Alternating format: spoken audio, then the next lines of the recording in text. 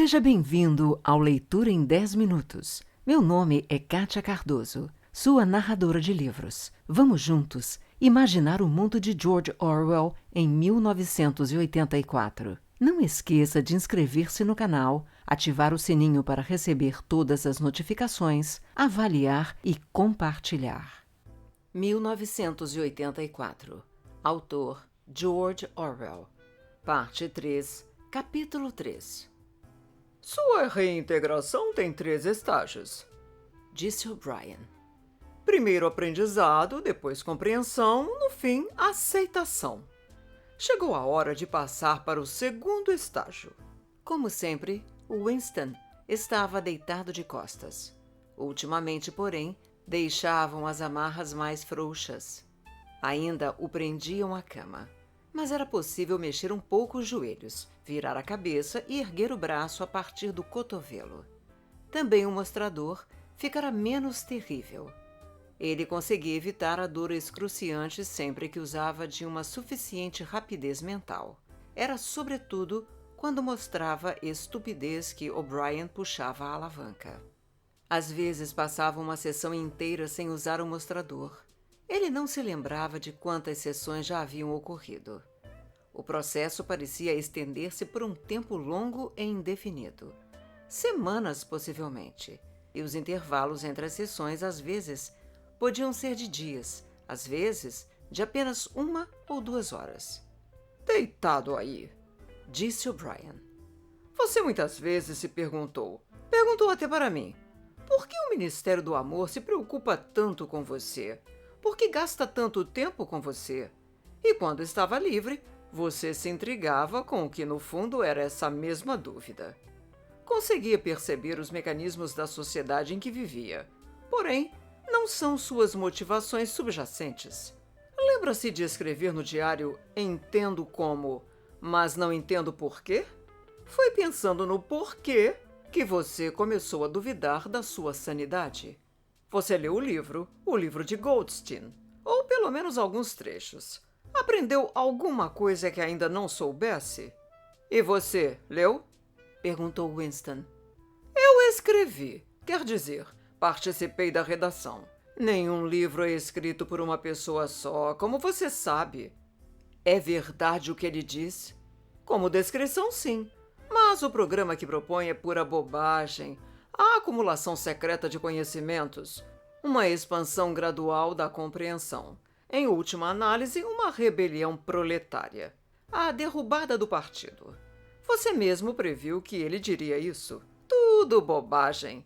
Os proletários não se revoltarão nunca, nem em 1000 anos, nem em 1 milhão de anos. Não podem. Nem é preciso explicar a razão. Você já sabe qual é. Se acalentou algum sonho de insurreição violenta, vai ter que abandoná-lo. Não há maneira de derrubar o partido. Seu domínio é para sempre. Esse tem de ser o ponto de partida dos seus pensamentos. Aproximou-se mais da cama. Para sempre, repetiu. E agora vamos voltar ao tema do como e do porquê. Você sabe bem como o partido se mantém no poder. Agora me diga por que nos aferramos a ele. Qual é a nossa motivação? Por que queremos o poder? Vamos, diga! Insistiu diante do silêncio de Winston. Mas Winston permaneceu mais alguns instantes em silêncio. Estava dominado por um sentimento de exaustão.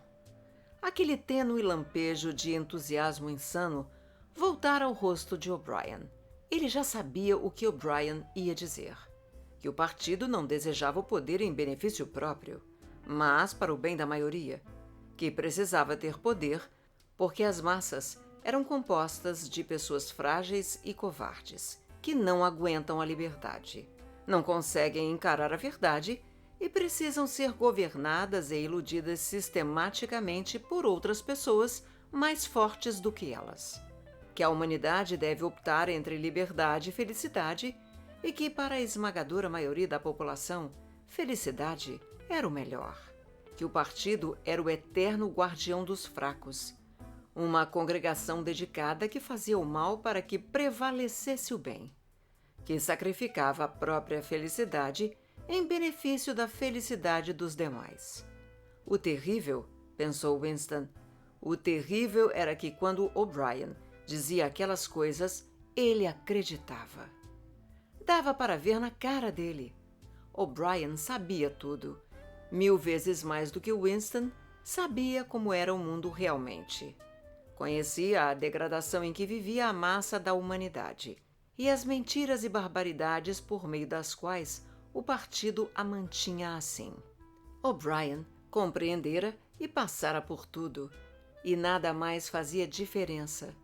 Tudo se justificava em função do propósito maior. Que se pode fazer, pensou Winston, contra um maluco que é mais inteligente do que você e presta atenção nos seus argumentos, mas que no fim não faz mais que persistir em sua loucura? Vocês nos dominam para o nosso próprio bem, disse com voz débil. Acham que os seres humanos não são capazes de governar-se sozinhos. Por isso, de repente, quase soltou um grito. Sentiu uma ferroada de dor em todo o corpo. O'Brien levara a alavanca do mostrador ao nível 35. Que cretinice, Winston! Que cretinice! A esta altura, você já não devia estar falando esse tipo de coisa. Abaixou a alavanca e continuou. Agora vou responder a minha própria pergunta. É o seguinte: o partido deseja o poder exclusivamente em benefício próprio. Não estamos interessados no bem dos outros. Só nos interessa o poder em si. Nem riqueza, nem luxo, nem vida longa, nem felicidade. Só o poder pelo poder. Poder puro. O que significa poder puro? Você vai aprender daqui a pouco. Somos diferentes de todas as oligarquias do passado porque sabemos muito bem o que estamos fazendo. Todos os outros, inclusive os que se pareciam conosco, eram covardes e hipócritas. Os nazistas alemães e os comunistas russos chegaram perto de nós em matéria de métodos, mas nunca tiveram a coragem de reconhecer as próprias motivações. Diziam, e talvez até acreditassem, que tinham tomado o poder contra a vontade e por um tempo limitado, e que na primeira esquina da história surgiria um paraíso em que todos os seres humanos seriam livres e iguais. Nós não somos assim. Sabemos que ninguém toma o poder com o objetivo de abandoná-lo. Poder não é um meio, mas um fim. Não se estabelece uma ditadura para proteger uma revolução. Faz-se a revolução para instalar a ditadura.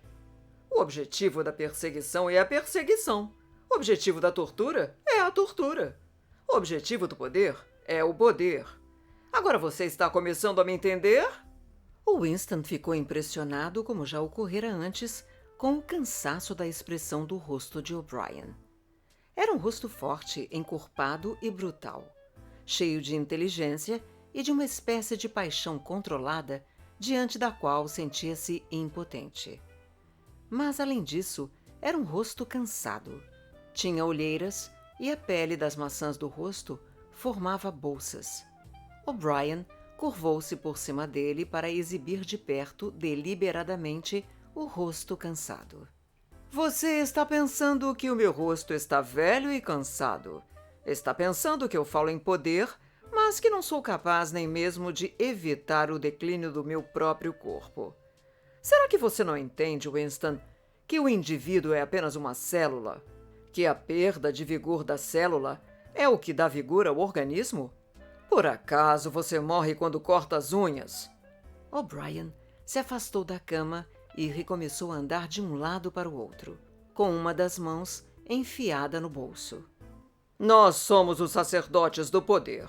Deus é poder, mas por enquanto, no que lhe diz respeito, poder não é mais que uma palavra. Já está na hora de você ter uma ideia do que significa poder. A primeira coisa que precisa entender é que o poder é coletivo. O indivíduo só consegue ter poder na medida em que deixa de ser um indivíduo. Você conhece o lema do partido: liberdade é escravidão. Nunca se deu conta de que a frase é reversível? Escravidão é liberdade. Sozinho, livre, o ser humano sempre será derrotado. Assim tem de ser, porque todo ser humano está condenado a morrer, o que é o maior de todos os fracassos. Mas se ele atingir a submissão total e completa, se conseguir abandonar sua própria identidade, se conseguir fundir-se com o partido a ponto de ser o partido, então será todo-poderoso e imortal. A segunda coisa que você deve entender é que poder é poder sobre os seres humanos, sobre os corpos, mas, acima de tudo, sobre as mentes. Poder sobre a matéria, a realidade objetiva, como você diria, não é importante. Nosso controle sobre a matéria já é absoluto. Winston esqueceu-se do mostrador por um instante. Fez um esforço violento para sentar-se, porém só conseguiu retorcer-se em dores. Mas como fazem para controlar a matéria? Explodiu. Vocês não controlam nem o clima, nem a lei da gravidade, sem falar nas doenças, na dor, na morte. O'Brien silenciou-o com um movimento de mão. Controlamos a matéria porque controlamos a mente. A realidade está dentro do crânio. Aos poucos você vai aprender, Winston. Não há nada que não possamos fazer. Levitar, ficar invisíveis, qualquer coisa. Se eu quiser, posso flutuar como uma bolha de sabão. Mas não quero, porque o partido não quer. Você precisa se livrar dessas ideias do século XIX a respeito das leis da natureza. Nós é que fazemos as leis da natureza. Não é verdade. Vocês não dominam nem mesmo este planeta. E a Eurásia e a Lestásia. Vocês ainda não as conquistaram. Isso não tem importância. As duas serão conquistadas quando acharmos conveniente. E se não conquistarmos, que diferença isso faz? Podemos eliminá-las da existência. A Oceania é o mundo. Mas o mundo inteiro não passa de um grão de poeira. E o homem é uma coisa mínima, um desvalido. Há quanto tempo a humanidade existe? Por milhões de anos a Terra foi inabitada. Bobagem! A Terra tem a mesma idade que nós. Como seria possível que fosse mais velha? As coisas só existem por intermédio da consciência humana. Mas o solo está cheio de ossos de animais extintos. Mamutes, mastodontes e répteis enormes que viveram aqui muito antes de alguém falar em ser humano. E alguma vez você viu esses ossos, Winston? Claro que não. Eles foram inventados pelos biólogos do século XIX. Antes do homem não havia nada. Depois do homem, se sua extinção vier a ocorrer, não haverá nada. Fora do homem, não há nada. Mas todo o universo está fora de nós. Veja as estrelas. Algumas estão a milhões de anos-luz de distância, para sempre fora do nosso alcance. Que são estrelas? Disse O'Brien com indiferença. Pontos de fogo a alguns quilômetros de nós. Poderíamos tocá-las se quiséssemos ou apagá-las. A Terra é o centro do universo. O Sol e as estrelas giram em torno dela. Winston fez outro movimento convulsivo. Dessa vez não disse nada. O'Brien continuou, como respondendo a uma objeção feita. Para certos fins, naturalmente, isso não é exato. Quando navegamos no oceano ou quando prevemos um eclipse, muitas vezes achamos mais conveniente supor que a Terra gira em torno do Sol e que as estrelas estão a milhões de quilômetros de distância. Mas e daí?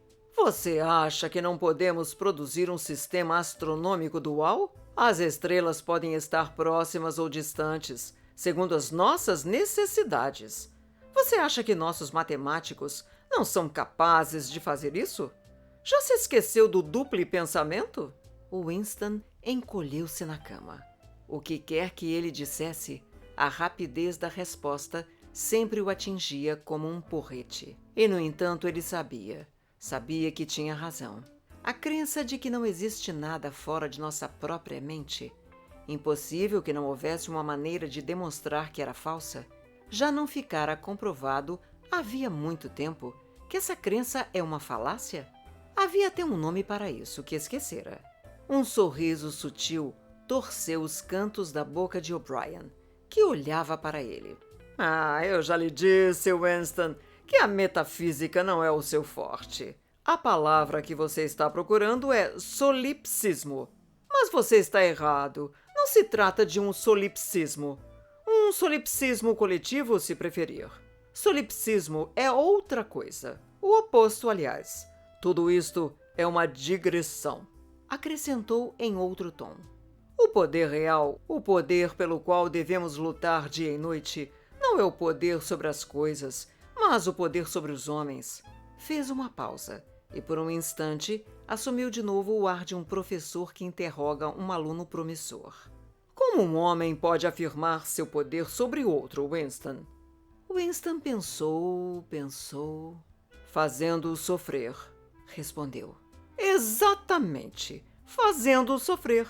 Obediência não basta. Se ele não sofrer, como você pode ter certeza de que obedecerá à sua vontade e não à dele próprio? Poder é infligir dor e humilhação. Poder é estraçalhar a mente humana e depois juntar outra vez os pedaços, dando-lhes a forma que você quiser. E então, está começando a ver que tipo de mundo estamos criando? Exatamente o oposto das tolas utopias hedonistas imaginadas pelos velhos reformadores. Um mundo de medo e traição e tormento. Um mundo em que um pisoteia o outro. Um mundo que se torna mais e não menos cruel à medida que evolui. O progresso, no nosso mundo, será o progresso da dor. As velhas civilizações diziam basear-se no amor ou na justiça. A nossa se baseia no ódio. No nosso mundo, as únicas emoções serão o medo, a ira, o triunfo e a autocomiseração. Tudo mais será destruído. Tudo. Já estamos destruindo os hábitos de pensamento que sobreviveram da época anterior à Revolução. Cortamos os vínculos entre pai e filho, entre homem e entre homem e mulher. Ninguém mais se atreve a confiar na mulher ou no filho ou no amigo. Mas no futuro já não haverá esposas ou amigos, e as crianças serão separadas das mães no momento do nascimento, assim como se tiram os ovos das galinhas. O instinto sexual será erradicado. A procriação será uma formalidade anual, como a renovação do carnê de racionamento. Aboliremos o orgasmo. Nossos neurologistas já estão trabalhando nisso. A única lealdade será para com o partido. O único amor será o amor ao grande irmão. O único riso será o do triunfo sobre o inimigo derrotado. Não haverá arte, nem literatura, nem ciência. Quando formos onipotentes, já não precisaremos da ciência. Não haverá distinção entre beleza e feiura. Não haverá curiosidade nem deleite com o processo da vida. Todos os prazeres serão eliminados. Mas sempre, não se esqueça disto, Winston, sempre haverá a embriaguez do poder, crescendo constantemente e se tornando cada vez mais sutil. Sempre, a cada momento, haverá a excitação da vitória, a sensação de pisotear o inimigo indefeso. Se você quer formar uma imagem do futuro, imagine uma bota pisoteando um rosto humano, para sempre. Fez uma pausa, como se esperasse uma palavra de Winston, que tratava de encolher-se ainda mais na superfície da cama. Winston não podia dizer nada. Seu coração parecia congelado. O'Brien prosseguiu. E lembre-se de que é para sempre. O rosto estará sempre ali para ser pisoteado. Os heréticos, os inimigos da sociedade, estarão sempre ali para ser derrotados e humilhados o tempo todo. Tudo o que você tem sofrido desde que caiu em nossas mãos, tudo isso continuará e ficará pior. A espionagem, as traições, as prisões, as torturas, as execuções, os desaparecimentos nunca cessarão. Será um mundo de terror, tanto quanto um mundo de triunfo. Quanto mais poderoso for o partido, menos tolerante será. Quanto mais fraca a oposição, tanto mais severo será o despotismo. Goldstein e suas heresias viverão para sempre.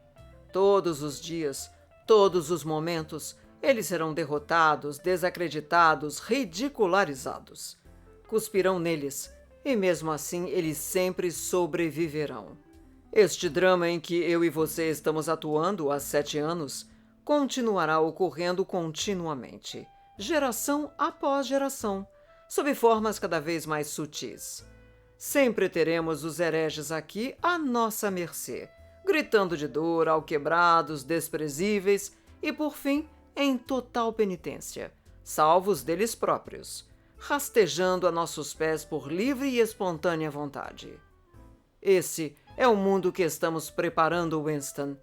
Um mundo de vitória após vitória, triunfo após triunfo, uma sucessão infinita de pressões, pressões, pressões sobre o nervo do poder.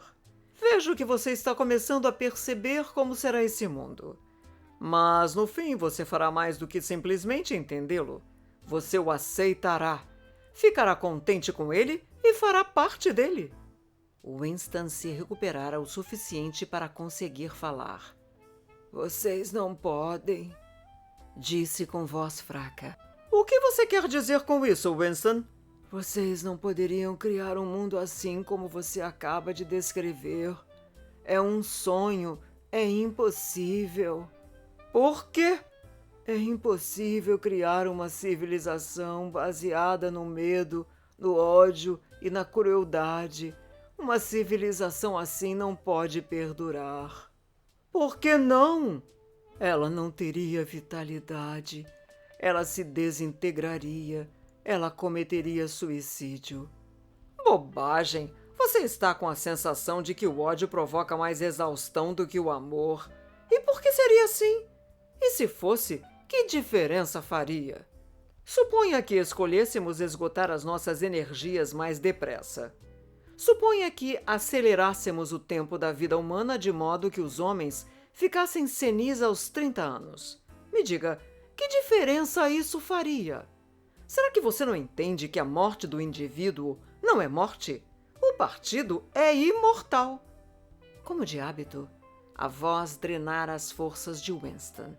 Além disso, a ideia de que O'Brien voltasse a acionar o mostrador, caso ele persistisse em suas objeções, deixava-o apavorado. Mesmo assim, não conseguia ficar quieto. Frágil, sem argumentos, sem nenhum apoio além do seu impotente horror ao que O'Brien dissera, voltou ao ataque. Não sei, não me importa. De algum modo vocês fracassarão. Alguma coisa derrotará vocês. A vida derrotará vocês. Nós controlamos a vida, Winston, em todos os níveis. Você está imaginando que existe uma coisa chamada natureza humana e que essa coisa ficará ultrajada com o que estamos fazendo e se voltará contra nós. Mas nós é que criamos a natureza humana. Os homens são infinitamente maleáveis. Ou será que você voltou à sua velha ideia de que os proletários ou os escravos se levantarão e nos derrubarão? Tire isso da cabeça. Eles não têm saída, são como os animais. A humanidade é o partido, os outros estão fora, irrelevantes. Não me importa. No fim, eles vencerão vocês. Mais cedo ou mais tarde, verão vocês do jeito que vocês são, e nesse momento acabarão com vocês. Você vê algum indício de que isso esteja acontecendo? Ou alguma razão para que venha a acontecer? Não, mas acredito. Sei que vocês vão fracassar. Tem uma coisa no universo, eu não sei o que, um espírito, um princípio, que vocês nunca conseguirão vencer.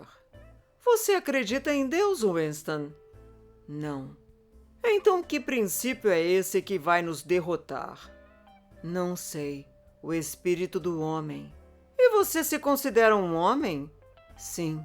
Se você é um homem, Winston, você é o último deles. Sua espécie está extinta. Nós somos os herdeiros. Você entende que está sozinho? Você está fora da história. Você é inexistente. O'Brien mudou de tom e disse com mais aspereza. E você se considera moralmente superior a nós, com nossas mentiras e nossa crueldade? Sim, me considero superior. O'Brien não disse nada. 2 outras vozes estavam falando. Depois de algum tempo, Winston se deu conta de que uma das vozes era dele. Era uma gravação da conversa que tivera com O'Brien na noite em que se alistara na confraria. Ouviu sua própria voz jurando mentir, roubar, falsificar, assassinar, favorecer o consumo de drogas e a prostituição, disseminar doenças venéreas, jogar ácido no rosto de crianças. O'Brien fez um pequeno gesto de impaciência, como se dissesse que nem valia a pena fazer aquela demonstração. Apertou um botão e as vozes cessaram. Levante-se dessa cama. As amarras estavam frouxas. Winston apoiou os pés no chão e se ergueu num equilíbrio instável. Você é o último dos homens. Você é o guardião do espírito humano. Vou lhe mostrar como você realmente é. Tire a roupa. Winston desamarrou o barbante que segurava o macacão. Havia um bom tempo que o zíper fora arrancado. Não se lembrava, desde o momento de sua detenção, de alguma vez ter tirado toda a roupa. Por baixo do macacão, seu corpo estava coberto com farrapos amarelados e imundos, que mal conseguia reconhecer como sendo os vestígios de roupas de baixo.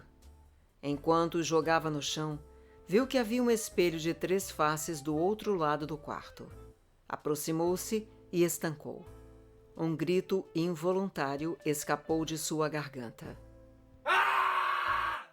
Vamos! Posicione-se entre as laterais do espelho. Assim também poderá ter a visão de perfil. Ele estancara porque estava com medo. Uma figura encurvada, cinzenta e esquelética avançava em sua direção. Sua aparência era ainda mais assustadora do que a consciência de que se tratava de sua própria imagem.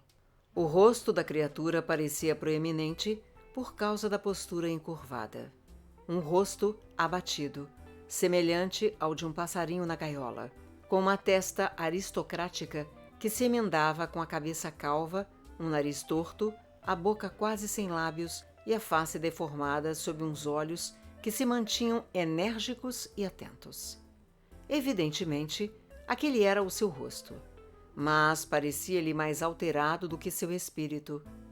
As emoções nele registradas deviam ser diferentes daquelas que ele sentia. Estava parcialmente calvo. A primeira impressão fora de que também ficara grisalho, mas era a pele da cabeça que assumira um tom acinzentado. Com exceção das mãos e do círculo do rosto, todo o seu corpo apresentava aquela cor cinza, de sujeira antiga e incrustada. Aqui e ali, debaixo da sujeira, havia cicatrizes vermelhas de ferimentos e perto do tornozelo, uma úlcera varicosa era uma massa inflamada que soltava flocos de pele. Porém, o mais assustador era o emaciado do corpo. A caixa das costelas era pequena como a de um esqueleto. As pernas haviam encolhido tanto que os joelhos estavam mais grossos do que as coxas. Percebi agora porque O'Brien lhe falara em visão lateral. A curvatura da espinha era impressionante. Os ombros magros lançavam-se para frente, transformando o peito numa concavidade.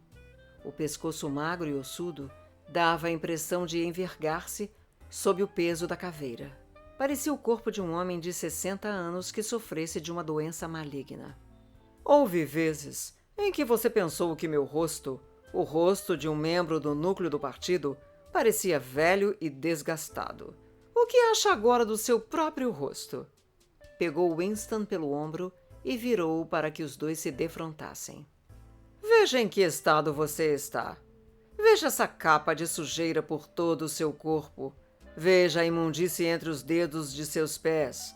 Veja essa ferida nojenta na sua perna. Sabia que você fede como um bode? Provavelmente não sente mais seu próprio odor. Veja a sua palidez. Está vendo? Com o polegar e o indicador, posso dar a volta em seu bíceps. Se eu quisesse, poderia quebrar o seu pescoço como se fosse uma cenoura. Sabia que você perdeu 25 quilos desde que está em nossas mãos? Até seus cabelos estão caindo aos tufos. Veja! E extraiu um tufo de cabelos de Winston. Abra a boca. Sobram 9, 10, 11 dentes. Quantos você tinha ao chegar? E os poucos que lhe restam estão caindo sozinhos, veja. Segurou com o polegar e o indicador um dos dentes que ainda restava e puxou-o. Uma pontada de dor percorreu a mandíbula de Winston. O'Brien olhou para o dente solto em sua mão e jogou-o no chão. Seu corpo está apodrecendo. Você está caindo aos pedaços. O que você é? Um saco de lixo. Agora se vire e se olhe de novo no espelho. Está vendo aquilo que está olhando para você? Aquele é o último homem. Se você é um ser humano, aquilo é a humanidade. Agora vista-se. Winston começou a vestir-se com movimentos lentos e duros. Até então parecia não ter se dado conta de quão magro e fraco estava. Um único pensamento percorria sua cabeça, que permanecera naquele lugar por mais tempo do que pensara. De repente, concentrou-se nos trapos miseráveis que o envolviam e um sentimento de pena pelo estado de seu corpo se apossou de sua mente. Antes de perceber o que estava fazendo, despencou sobre uma banqueta ao lado da cama em lágrimas.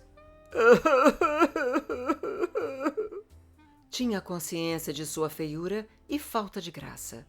Um feixe de ossos, envolto em roupas imundas, sentado e chorando sob a luz branca e dura. Mas não conseguia parar. O'Brien apoiou a mão em seu ombro, quase com afeto. Não vai durar para sempre. Você pode escapar disso quando quiser. Só depende de você. Vocês fizeram isso comigo. Vocês me reduziram a esse estado. Não, Winston.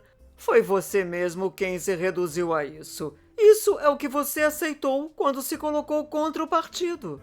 Tudo já estava contido no primeiro ato. Não aconteceu nada que você não tivesse previsto. Fez uma pausa e prosseguiu. Massacramos você, Winston. Quebramos você. Olhe o que resta do seu corpo. Sua mente está no mesmo estado. Não acho que ainda lhe reste muito orgulho. Você foi submetido a chutes, açoites, insultos, gritou de dor, rolou pelo chão sobre o seu sangue e seu vômito, implorou por clemência, traiu tudo e todos. Pode imaginar alguma degradação que ainda não tenha sofrido? Winston parou de chorar, embora as lágrimas continuassem a lhe escorrer dos olhos. Olhou para O'Brien. Não traí Julia, disse Winston. O'Brien olhou para ele concentrado. Não. Isso é mesmo verdade. Você não traiu Julia. A peculiar reverência por O'Brien, que nada parecia capaz de destruir, invadiu novamente o coração de Winston. Que inteligente, ele pensou. Que inteligente! O'Brien nunca deixava de compreender o que lhe era dito. Qualquer outra pessoa na face da terra teria respondido prontamente que ele tinha traído Julia. Afinal, o que é que não lhe fora extraído com as torturas? Ele lhes revelara tudo o que sabia sobre ela, seus hábitos, sua personalidade, sua vida pregressa. Confessara até os mínimos detalhes tudo o que acontecera em seus encontros, tudo o que ele lhe dissera e ela a ele, suas refeições obtidas no mercado negro, seus adultérios, seus vagos planos contra o partido. Tudo. Porém, no sentido em que pretendera empregar a palavra, não a traíra. Não deixara de amá-la. Seus sentimentos por ela permaneciam intactos.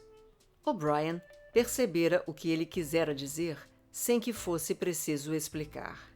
Diga-me, quando é que vão me matar?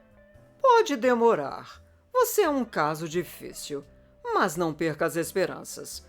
Mais cedo ou mais tarde, todos se curam. No fim, nós o mataremos. Obrigada pelo seu tempo e por ter ficado comigo até agora. Se você gostou, inscreva-se no canal, avalie e compartilhe, pois isto incentiva o meu trabalho.